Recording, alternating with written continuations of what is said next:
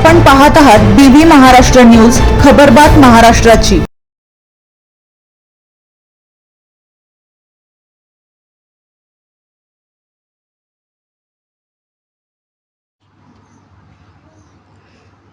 देशिरवाडी येथील पांझरा कालव्यावरील रस्त्याचे काम पूर्ण करून लाटीपाडा धरणाचे पाणी सोडण्याची मागणी।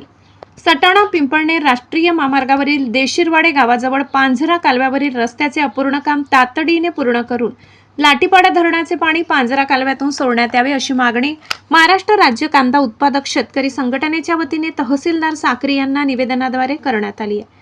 निवेदनात नमूद करण्यात आले की यंदा साक्री तालुक्यातील 16 गाव काटवान परिसरात अपेक्षेप्रमाणे पाऊस झालेला नसल्याने नाले, बंधारे आणि जलसाठे अद्याप कोरडे आहेत। त्यामुळे खरीप हंगामातील पिकांसह पिण्याच्या पाण्याचा प्रश्न गंभीर बनण्याची शक्यता निर्माण झाली आहे। लाटीपाडा धरणात उपलब्ध असलेले पाणी पांझरा कालव्यातून सोडल्यास परिसरातील बंधारे, विहिरी व जलस्रोतांना मोठा दिलासा मिळेल।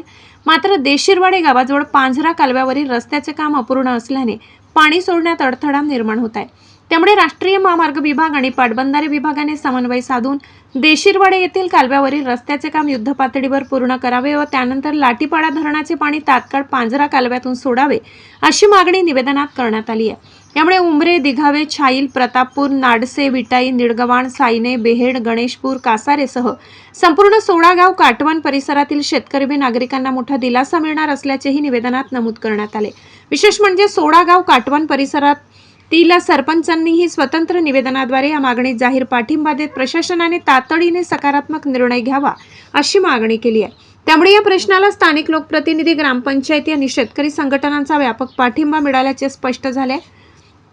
महाराष्ट्र राज्य कांदा उत्पादक शेतकरी संघटनेचे जिल्हा संपर्क प्रमुख प्राध्यापक युवराज काकुस्ते यांच्या मार्गदर्शनाखाली हे निवेदन तहसीलदार साक्री यांना सादर करण्यात आले। यावेळी राष्ट्रवादी काँग्रेस शरदचंद्र पवार पक्षाचे किसान सेल जिल्हा कार्याध्यक्ष हर्षल ठाकरे, राष्ट्रवादी काँग्रेस अजित पवार पक्षाचे किसान सेल तालुका अध्यक्ष रवींद्र देसले, धनंजय देसले, मयूर देसले, अनिल तोरवणे उपस्थित होते।